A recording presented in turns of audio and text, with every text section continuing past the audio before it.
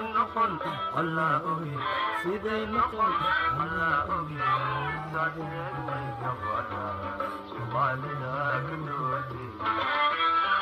soo dhawaada walaalayaal bal maxaa isbedelay duulaanka qaawan markii lagu soo qaaday noloshada 2022 November 25 iyo waqtigan aan ku sugannahay 25ka November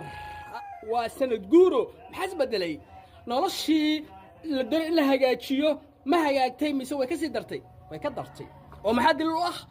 marka inkaartamay deegaankii Tarabuun inuu baaba'ay gabadha koonfur gaarsiiyay inay soo laabatay ninkii loo xilsaday dhibkayga in nolosha ka fariistay intaas waxay maraato u tahay nolosha isbedel weyn ku dhacay balse dadka markay soo dhibaateynayeen wax garanti ma haysan oo ah nolosha inay horumar inay gaari doonaan balse go'aan waxay iska qaateen inay aniga ugu gaaraan wasiilad ugu gaaraan balse rabbi taas waa laga diiday taas oo waxa la adduunka isbedel baa ka jira noqon allah hoge siday noqon allah oge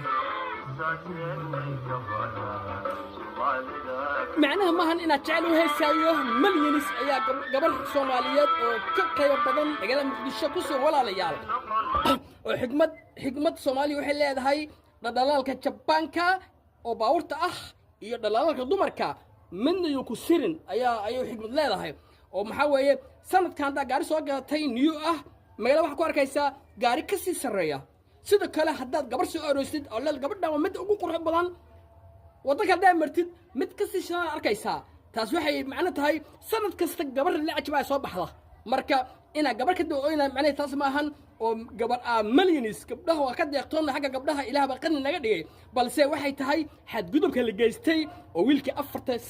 sano bar soo xamaalay lagu danaystay la qiyaanay la soo haraatiyay koonfur Afrika magaalada Muqdisho baagbato laga dhigay ayaa ka jawaab damaashadka uu jawaabaya bal shid bil haysta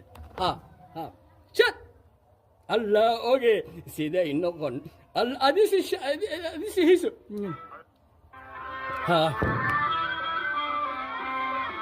Allah oge siday oge Allah oge siday noqon